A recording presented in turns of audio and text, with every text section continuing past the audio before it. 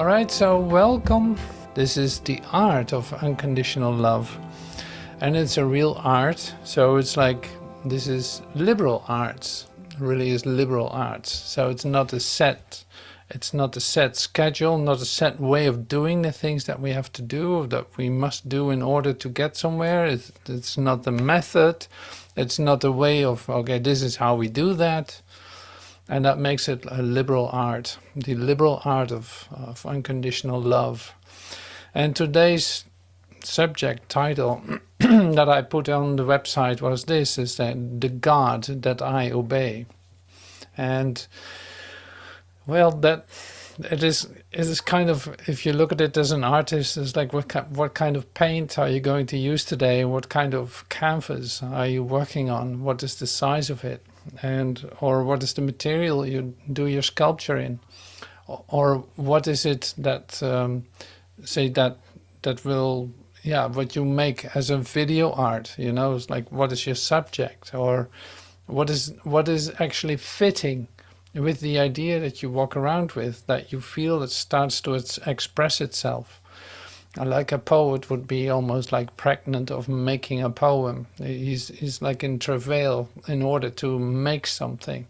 So this is the creative force of the art of unconditional love, and that is, say, building up in us.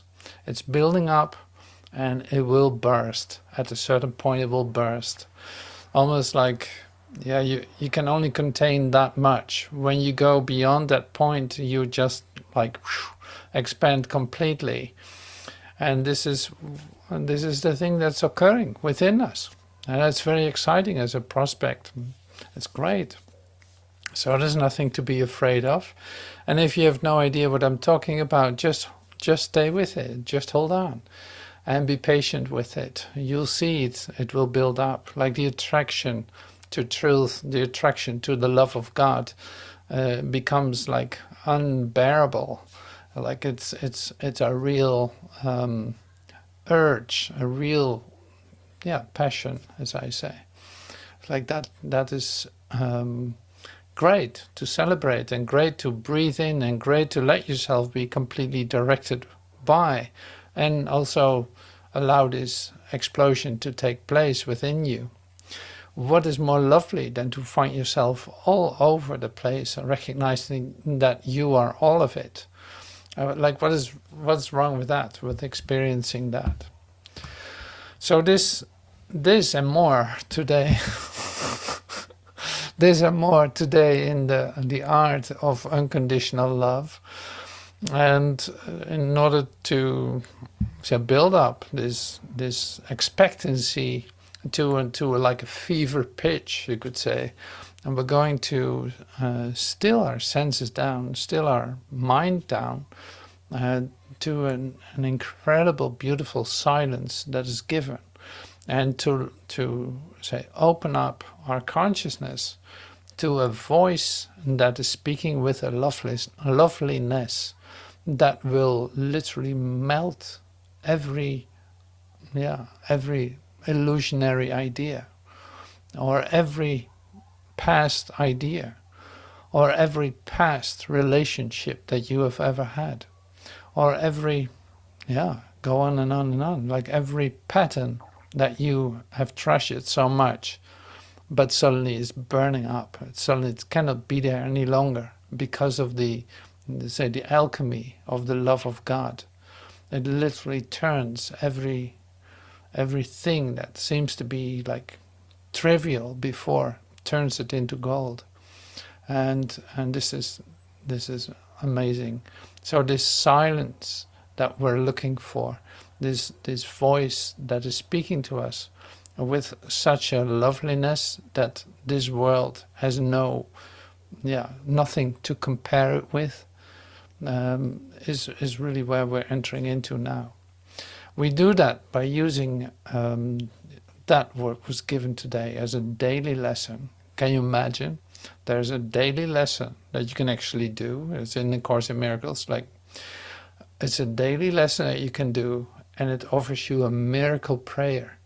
A miracle prayer so that you can allow this to take place in you, to literally explode into love, into a love experience like you've never had before. And this is in part 2 of the workbook. Like, there are about 150 lessons, or maybe even more. It's like almost, like, I think almost 180 or something. Every day, a deep Christ prayer, a deep essential prayer, a miracle moment with your Creator. Yeah. Well, that was the introduction. Only the introduction to the to the miracle prayer. So, my God, yeah. So if you can't contain yourself, don't worry. Go for it. You know, it's like, you know, this is the art. Nobody told you to paint between the lines, or no, paint the whole building. Don't only the canvas, but just let yourself be swept away by this incredible, beautiful energy, love energy, called the love of God.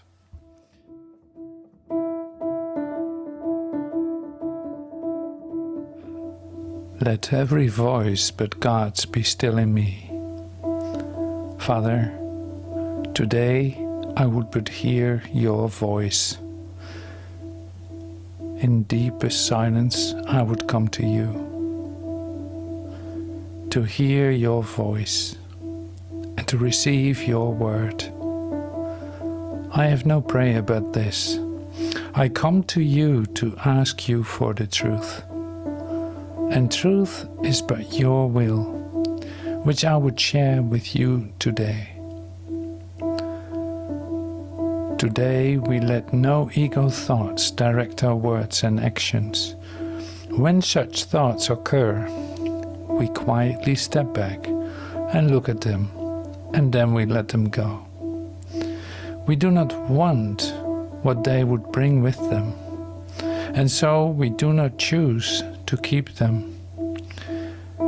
They are silent now, and in the stillness, hallowed by His love, God speaks to us and tells us of our will, as we have chosen to remember Him.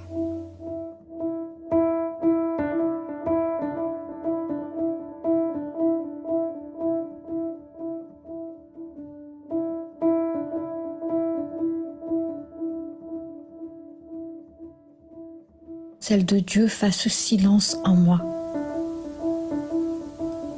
Père, aujourd'hui, je ne voudrais entendre que ta voix. Dans le plus profond silence, je voudrais venir à toi, entendre ta voix et recevoir ta parole. Je n'ai de prière que celle-ci. Je viens à toi te demander la vérité. Et la vérité n'est que ta volonté que je voudrais partager avec toi aujourd'hui.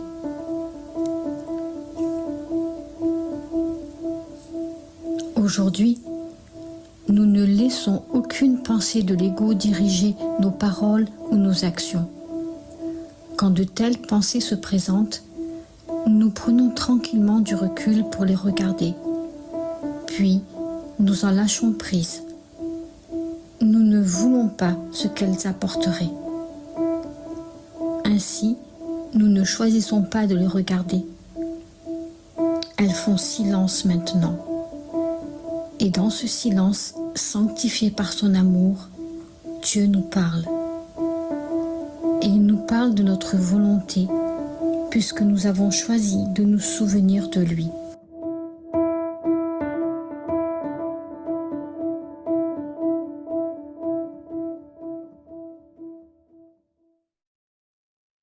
Okay, thank you. Thank you so much for joining in this silence and opening to hear the voice. It's like your part in this moment together is essential, of course. It's like you never know why you do the things that you do. You have no idea. And you don't even know why you're here, and which is great. That's really lovely, because if we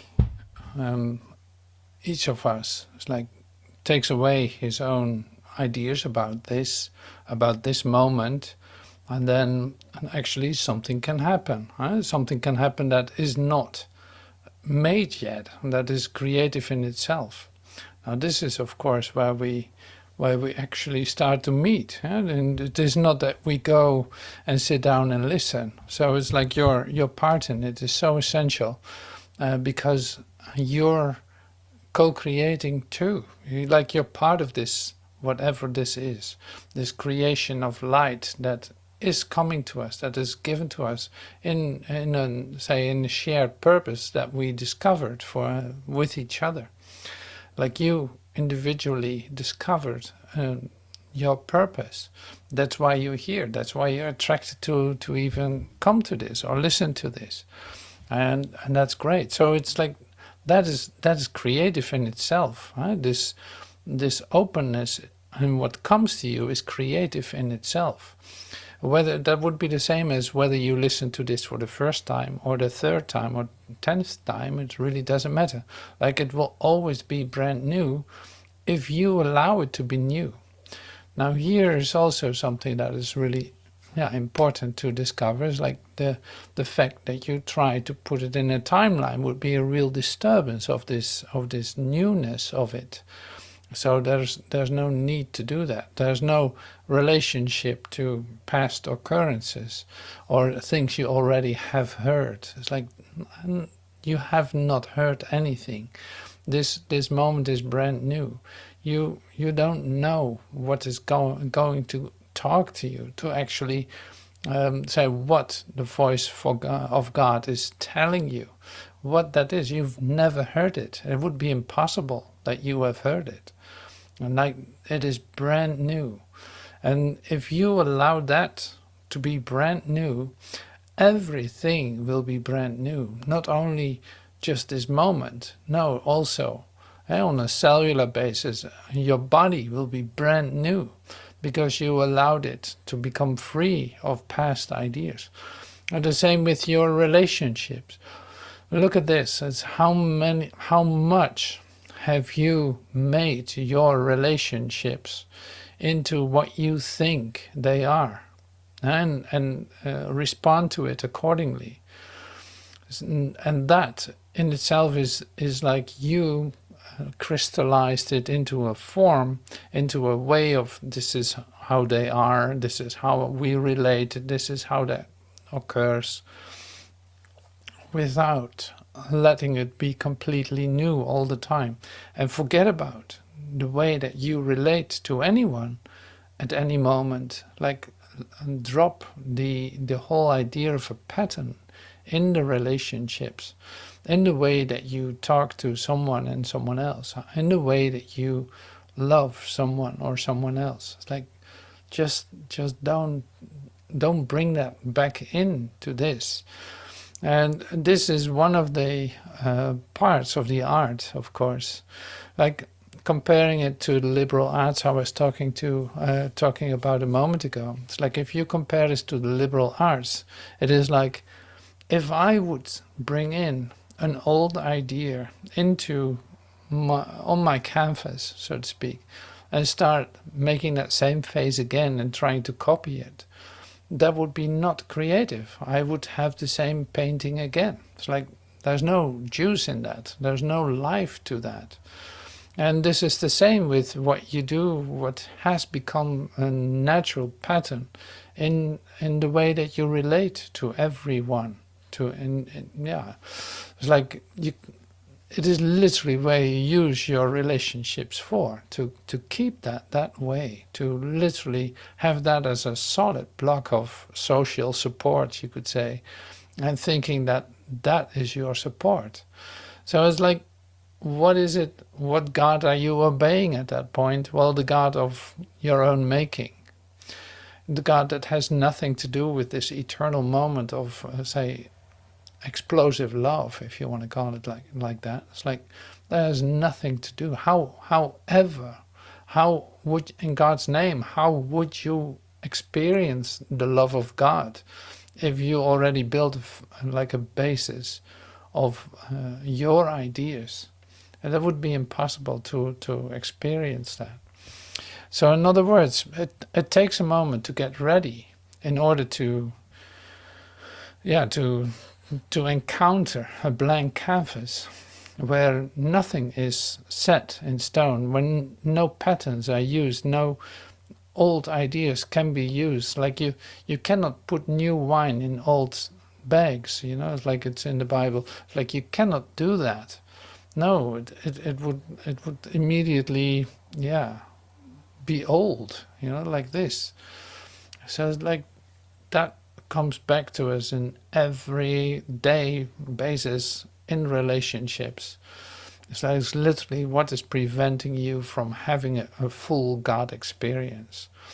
Now, this is just one part of it. So the other part of it is, of course, once you have experienced the possibility of a holy instant, a holy moment together in a relationship or with someone, well, let's not call it a relationship, it's like with someone, you suddenly come into a holy instant together, recognizing your common source and recognizing each other as the love that you are.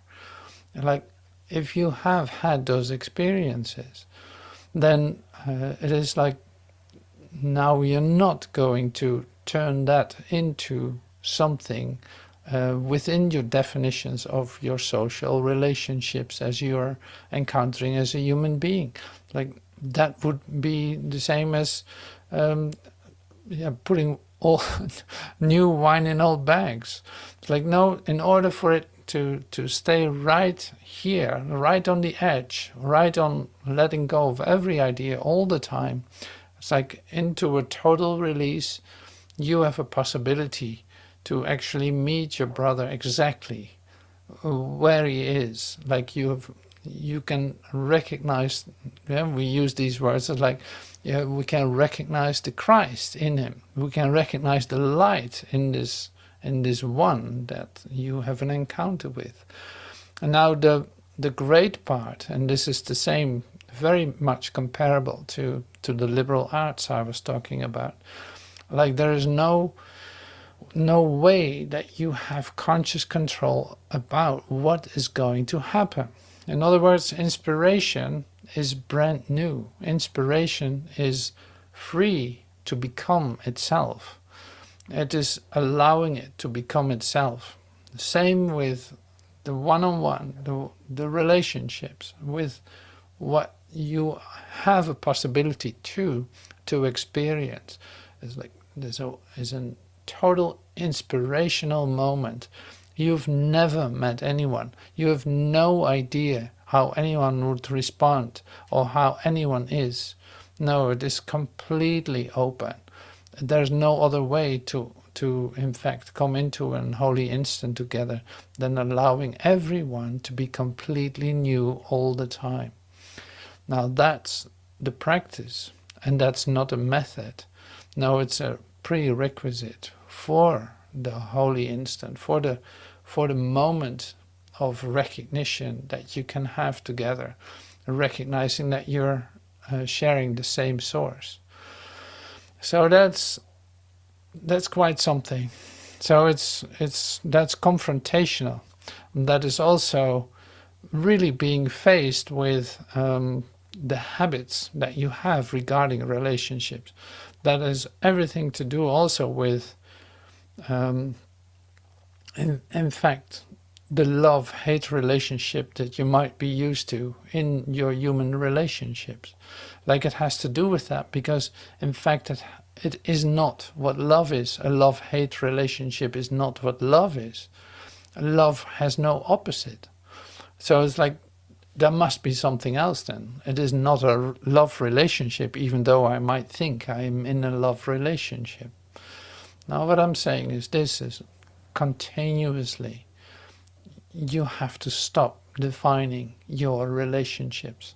You have to stop doing that and see the thoughts and the responses that you have relating to your relationships are just as meaningful as your ideas about anything. Like they literally have no meaning. So don't assume or don't validate them as having meaning, but say put all that energy, you could say, put all that energy into allowing it to be completely new. Now this is quite a practice. It's a great practice. I practice it for many years. And am I successful in it? Yes, of course. Of course I'm successful in it. Continuously I bump my head against my ideas about anyone in any relationship and allow myself to release that. Am I perfect in doing that? It's like, no, absolutely not. I failed at it completely. Everything that you can possibly think that will go wrong did go wrong. But this was like a perfect invitation to self-forgiveness, to let the ideas go and allowing myself to have a fresh new experience.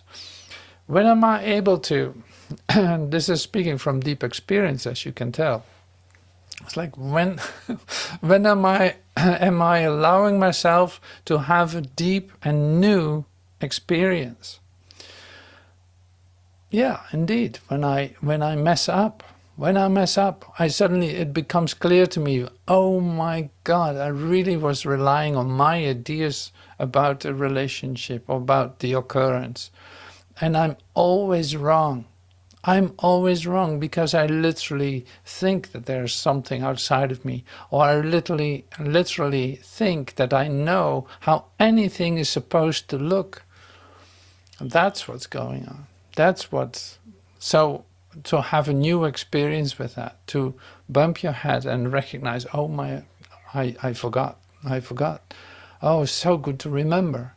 Now I have an opportunity to come into a new experience in whoever I meet, and say staying with it, allowing it to be new, and see that I just only have to be patient with whatever is occurring, and see that the grace will come to me again, but I just need to let go. I just need to take time to release that. To take time to allow something new to happen, in fact. And that will come to you. So, in other words, you have to start to trust that that will come. Like that there was no mistake in your response. Like it was okay, it was necessary for you to respond like that in order to come to the place again in which you are open to receive something new. Now this is, the practice I said, but it is also your, it's like there's a perseverance and really like that connected to, like you have to stay on the job, so to speak. You have to stay focused on, I have no idea who am I meeting. For what reason? With what purpose? So please, let me be still and listen. Let me be still and listen to the truth. Let this be revealed to me, what the possibilities are in this situation. Maybe I think that still something needs to occur today. It's like somebody wants to express his heart to me. It's like there's something I need to share with you. And are you willing to do that? Yes, totally, absolutely. Okay, let's do that tomorrow then. We'll meet. And then you see something occurs. The situation already has changed. The release that had to take place to free someone of this secret, to share this secret, didn't have to be put into a talk at all. It was already accomplished. So it's like if I still have an idea that something needs to be done because it isn't done yet, then I miss what is present in the moment. Like that occurrence took place, and without a practical expression of it, but it already took place. It's much faster than you think, in other words. Like, things are going so much faster than you think. So the next moment you're still holding on to an older idea of this we talked about yesterday, so now that has to be done today. No, wrong. This situation that you just entered into is completely new. Just like this, the moment that you sign into this or log into this online class has nothing to do with this present moment. That is way back when, who knows when. Like, all the things that you thought about yourself or even thought about what would happen in this meeting have nothing to do with this present moment. No, this is the moment that the relationship that we are entering into, in the recognition of the one God that we obey or recognize, that is speaking to us in silence, is that what is manifesting itself in this instant, not any other time. And we have no idea what the message is. We're just receiving it. And it will affect everything. Like, you cannot have any kind of imagination what that would be. It will overwhelm you.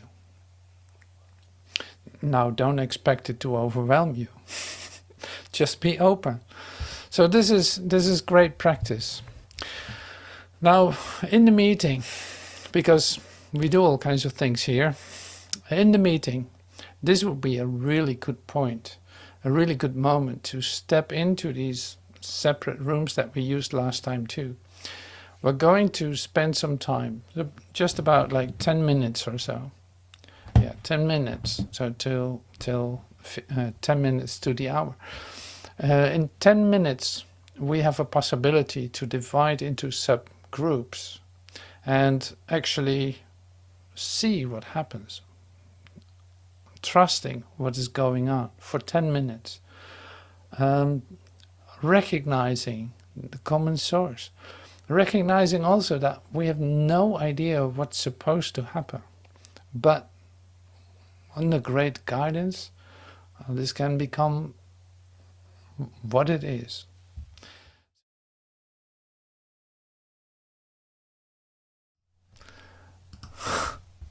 So it's again a brand new moment. So here we go again. Here we go. Not again. Here we go. See how that easily happens, that you bring in, like, okay, we just had this. I want to talk about that. No, you don't have to. It's fine.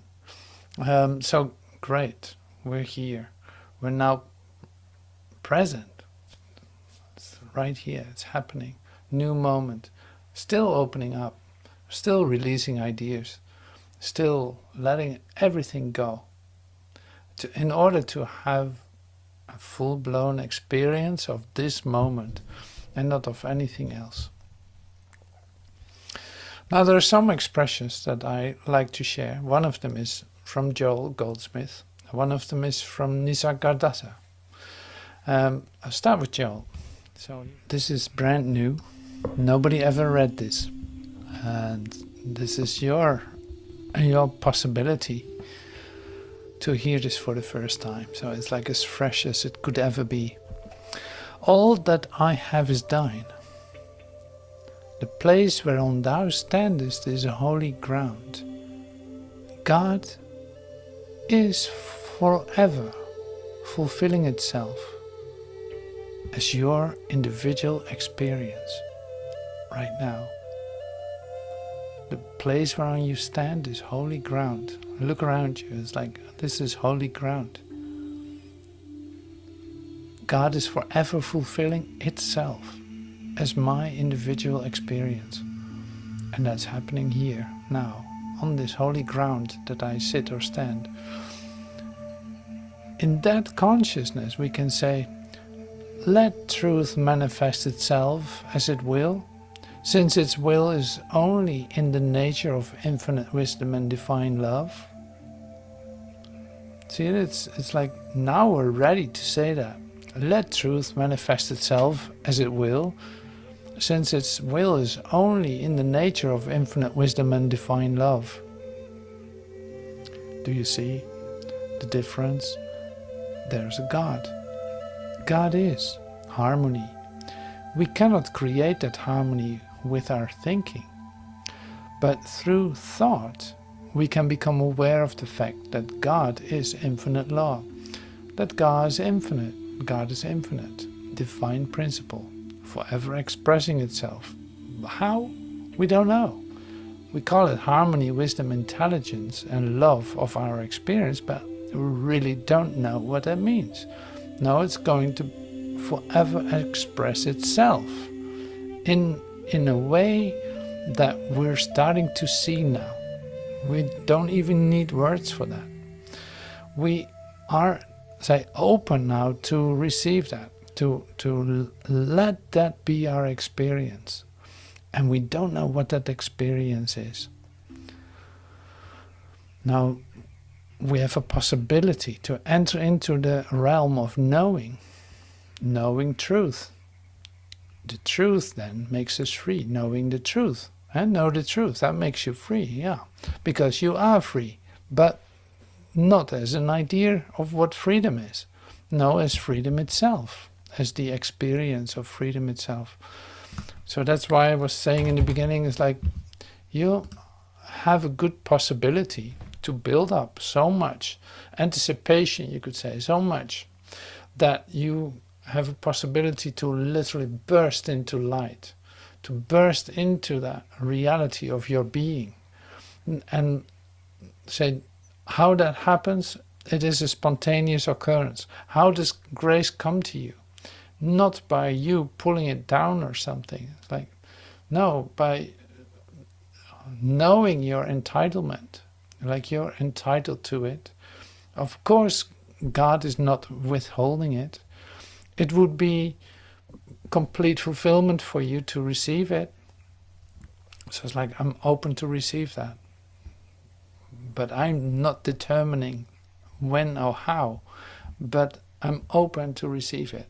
Now this is, say, the door opening for our experience of grace. So you see, this is when you, in fact, say, open up even more than you are used to, things start to make more sense, because it is not anymore related to any thoughts we held about it. No, it's allowed to be itself in this moment, not by me determining it, not by me describing it, not by me being in the habit of meditating every day like this, and yes, no, sometimes it happens, sometimes it don't. No, it's like, no, you never meditated ever before. You have no idea what meditation is. You have no idea what the love of God is. Now here's, say, the clean altar in which you finally can receive something that you have no idea about what that would be. This is how we're open. This is inviting God in, the God that you want to obey. Really like that. It's like that is a God I cannot describe. But it's my one desire to be in communication with that. Not even knowing what communication is. Behold, he says, the real experiencer is not the mind, but myself, the light in which everything appears. Self, with a capital S, is the common factor at the root of all experience, the awareness in which everything happens. The entire field of consciousness is only, the entire field of consciousness is only as a film or as a speck in I am. This I amness is being conscious of consciousness, being aware of itself. And it is indescribable because it has no attributes. There's no need to describe it. It has no attributes. It simply is what it is. It is only being myself. And being myself is all that there is. Everything that exists as myself. There is nothing which is different from me. There is no duality and therefore no pain. There are no problems. It is the sphere of love in which everything is perfect. What happens spontaneously, without intentions, like digestion or the growth of hair. Realize this and be free of the limitations of the mind.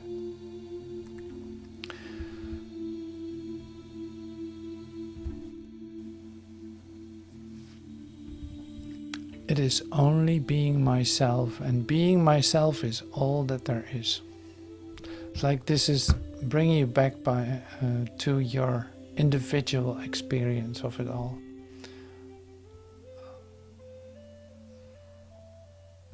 Okay, so this is good. This is great. I wanted to share this.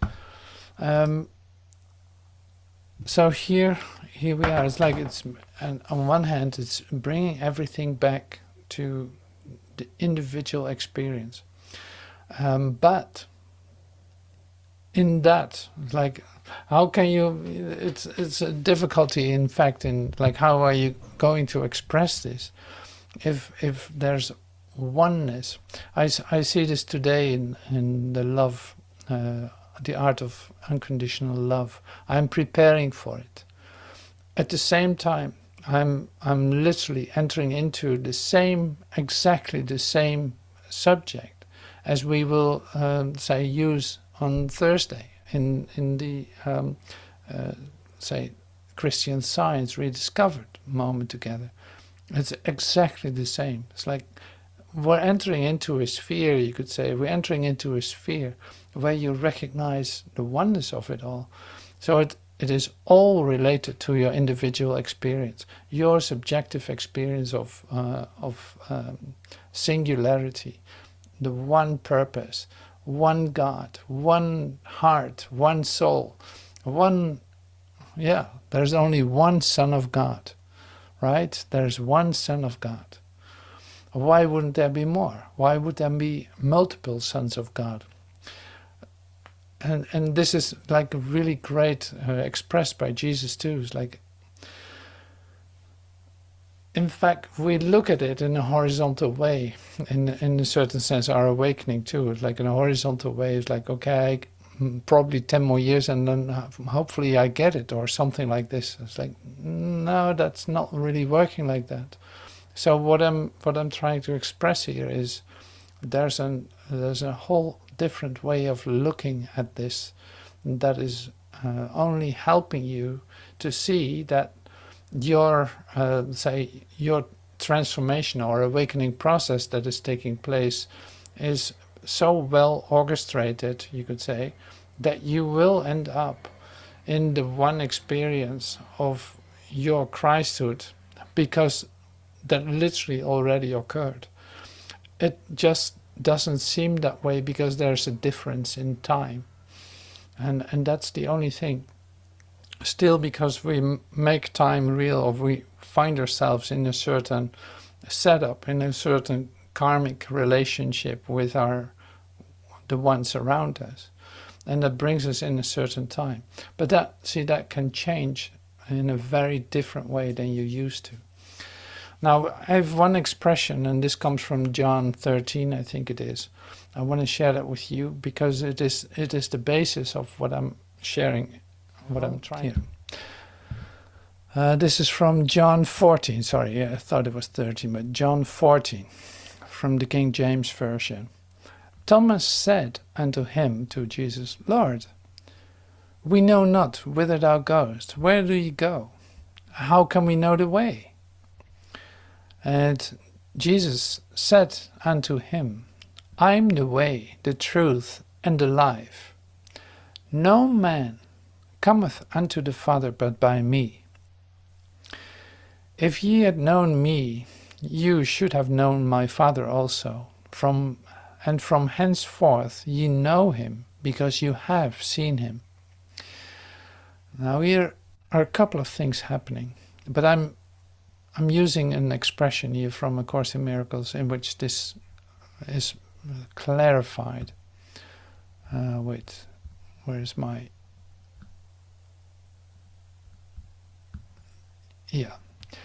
No man cometh to the Father but by me. This is Jesus in A Course in Miracles. Is among the most misunderstood statements in the Bible. It does not mean that I am in any way separate or different from you, except in time. Now we know that time does not exist. Actually, the statement is much more meaningful if it is considered on a vertical rather than a horizontal axis. Regarded along the vertical, man stands below me and I stand below God. In the process of rising up, I am higher. Now you can say, okay, so what is that going to do for me then in this moment? Like, what is that? How can that be helpful? Now, because in what we said in allowing this moment to be new, it is also an invitation to have, say, something new coming into your consciousness, which is the only place where it can be given. It has to be a new experience in your consciousness. Now, don't say like, oh yeah, I know what you mean. No, it is like discovering a bit what that means, because it is an allowing a new experience to come to you.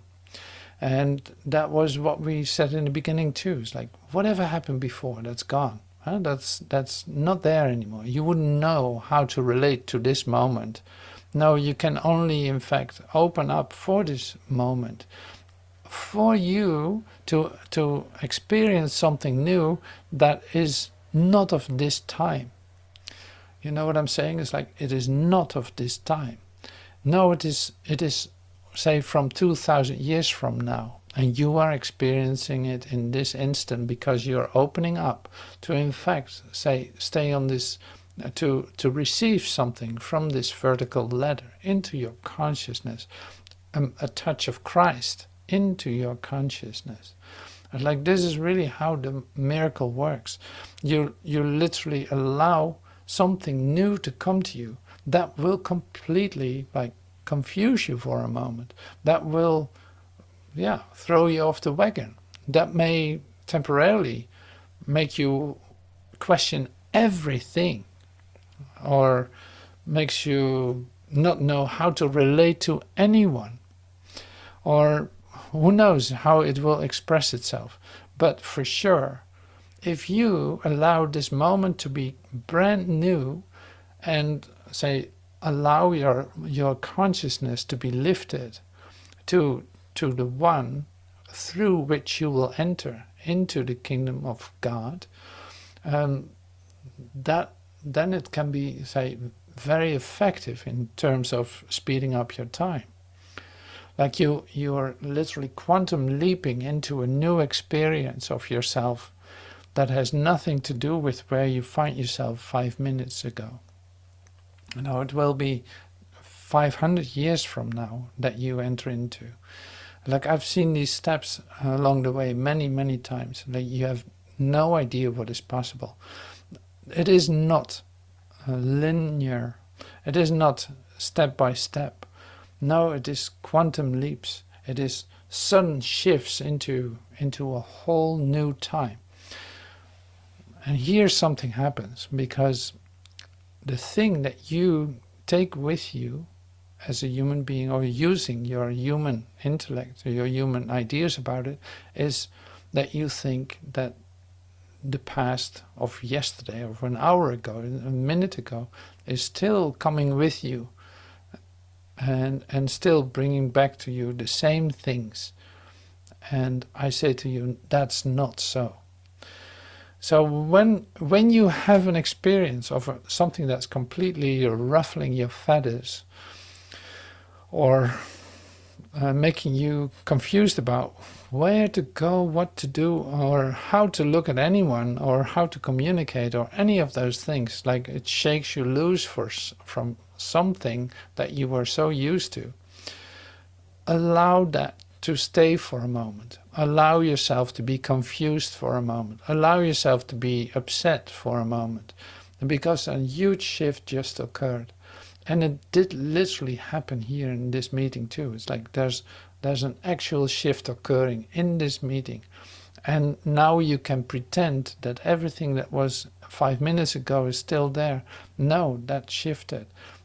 So allow this moment to be new and continue this practice of allowing everything to be new all the time. Not knowing how to relate to anything, not knowing what to do or what to say to anyone, not using your past learning, you could say, not using your past learning because that was nothing. That is over and that's gone and that has nothing to do with this instant. So that's really lovely. So don't think that you're in the same time as you were 5 minutes ago. No, it's like you shifted 500 years in the future, you could say. That's being brought back to you right here, right now. So that saved you so much suffering, so much pain, and so much human experience. So this is, in fact, how you heal. So this is how you heal, and this needed to be expressed, apparently. Otherwise it wouldn't. And this is with the idea of, okay, so how many saviors of the world are actually needed then, if there's only one of us? And the answer to this question is one. One holy, perfect teacher whose learning is complete suffices. This one, sanctified and redeemed, becomes the Self, who is the Son of God. He who was always Holy Spirit now no longer sees himself as a body, or even as in a body. Therefore he is limitless, and being limitless, his thoughts are joined with God's forever and ever. Two things can happen, of course. You can say like, oh, that must be Jesus. That must be Jesus that we're talking about here. And it's like the risen Christ. Yes, absolutely. That's what we're talking about. Where's this risen Christ? It is in me. So I'm literally like somewhere along this line of this vertical alignment with the Christ experience as the elevated form of, the elevated way of me, you could say. But in fact, in me, not separate from me. And Jesus says this too. Nobody comes to the Father but by me. Doesn't mean that you're now separate and that you will come to God through me, finally joining with your Father. It's like, no. So don't have these ideas. So in this sense, the possibility then, in the totality of the experience of where you find yourself in this transformational process, is that the Christ within you is present here, that you can come into a full Christ awareness by being open to it, by recognizing there's no separation. That is happening in me, despite the ideas that I have been treasuring about myself, or that I still value about myself. Like, none of that is so is okay. So we've heard this. You know what I'm saying. It's like, so that's really great. So then, the idea of that there's no separation, but that the Christ is in you and that it's totally present in you, can come into your full awareness by you being open to receive that, and seeing what happens, not having any ideas left about yourself, being totally willing to accept that as the one thing that you want, no other intentions, no other wishes, no other desires.